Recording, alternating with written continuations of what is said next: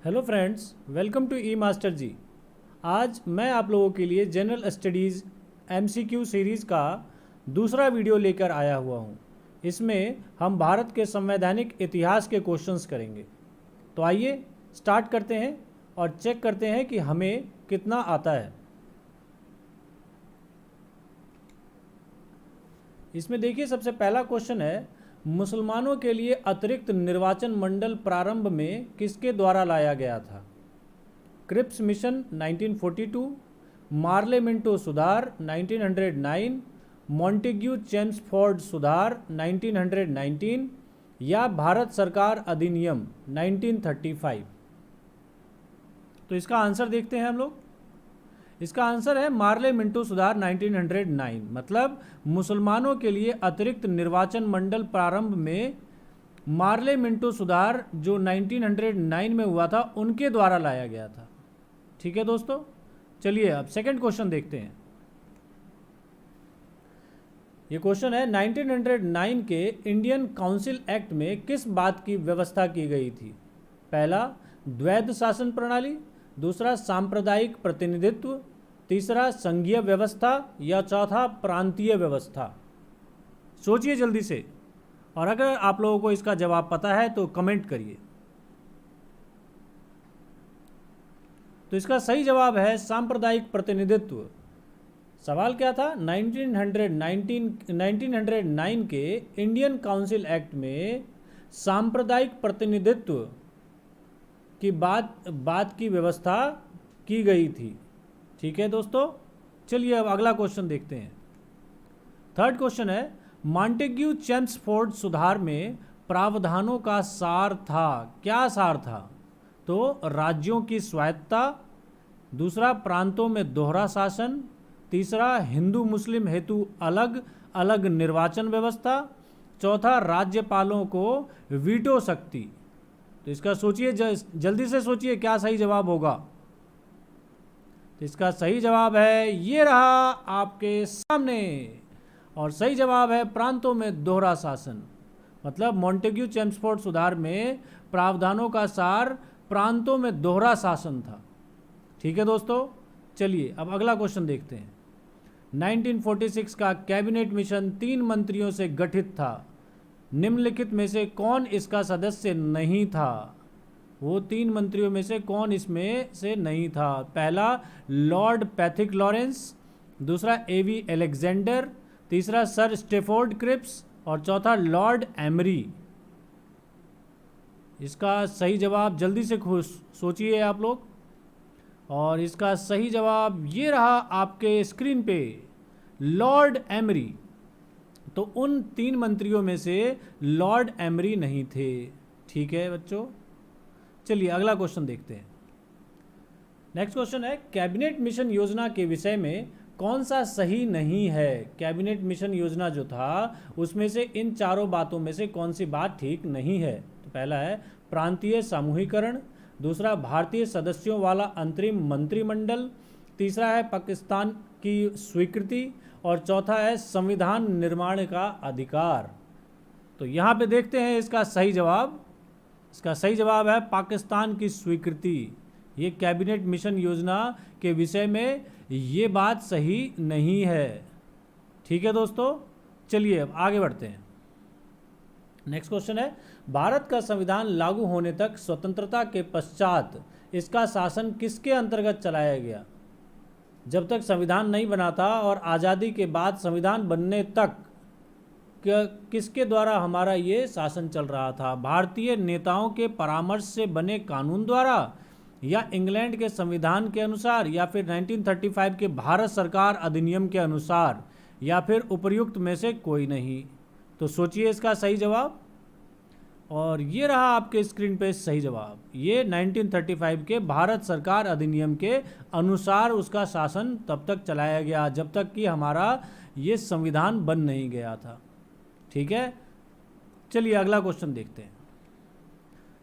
और अगला क्वेश्चन है, ये रहा आपके स्क्रीन पे, भारतीयों को वर्ष 1947 में सार्वभौम सत्ता सौंपने की योजना निम्न में से किस नाम से जानी गई? तो डूरंड योजना, मिंटो मार्ले योजना, या माउंटबेटन योजना या वेवेल योजना? तो देखते हैं इसका सही जवाब। इसका सही जवाब है माउंटबेटन योजना। ठीक है दोस्तों, चलिए अगला क्वेश्चन देखते हैं। अब इसको हमें चेक करना है कि कौन कौन सा ठीक है, इसमें कौन सुमेल नहीं है। मतलब इसमें 3 ठीक हैं और 1 गलत है, तो कौन सा गलत होगा? पहला है मार्ले मिंटो सुधार जो सांप्रदायिक प्रतिनिधित्व की बात करता है। दूसरा भारत सरकार अधिनियम 1935 जो स्वशासन की बात करता है। कैबिनेट मिशन जो संविधान सभा का गठन करने की बात करता है। साइमन कमीशन जो भारत विभाजन की बात करता है। तो इसमें कौन सा हमारा गलत है या फिर कौन सा ठीक नहीं है, सही से मैच नहीं किया हुआ? तो इसका सही जवाब है, ये रहा आपके स्क्रीन पे, साइमन कमीशन जो भारत विभाजन के लिए नहीं था। ठीक है दोस्तों, चलिए अगला क्वेश्चन देखते हैं। अब कह रहा है निम्न अधिनियम को सही ढंग से मिलाइए। अब ये अधिनियम दिए हुए हैं 5 और इसको इन 2 सूचियों को आपको मिलाना है।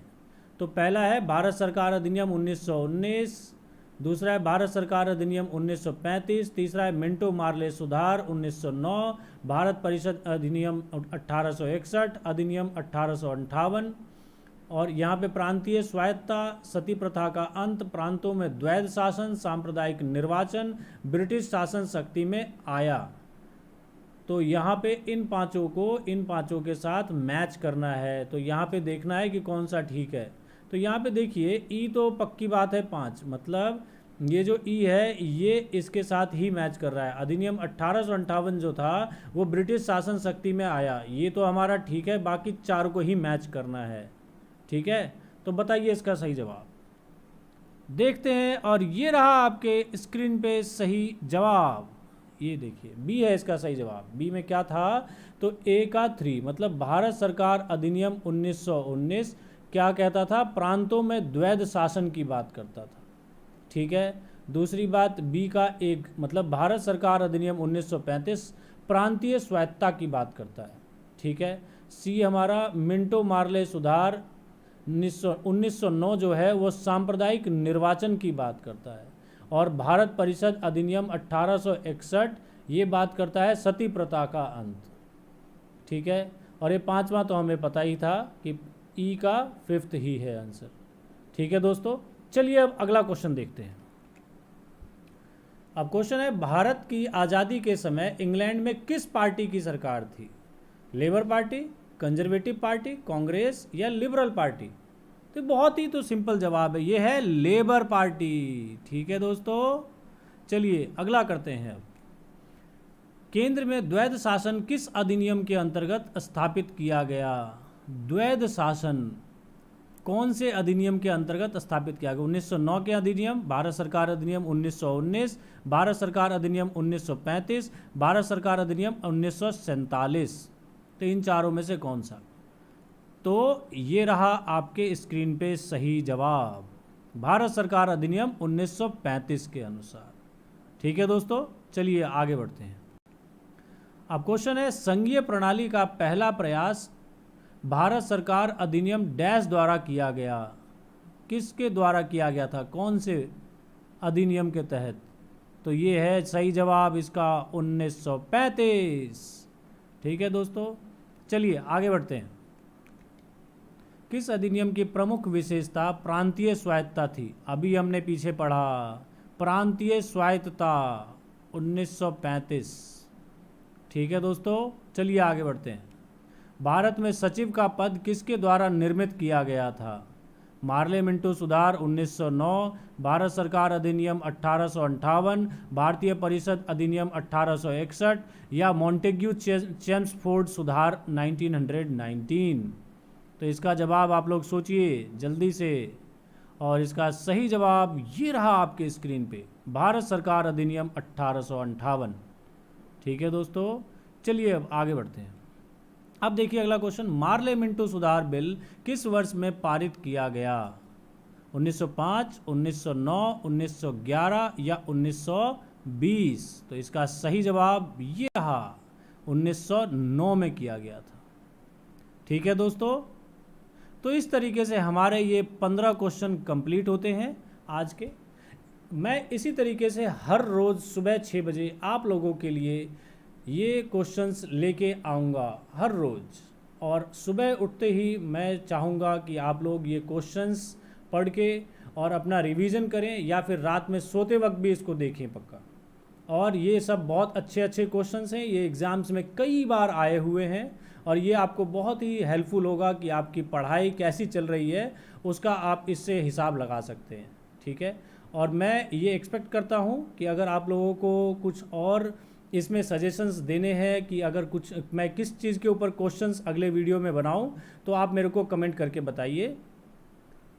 अब हम नेक्स्ट वीडियो में मिलते हैं कुछ नए क्वेश्चंस के साथ। तब तक के लिए दोस्तों, thank you very much and take care of yourself and जय हिंद।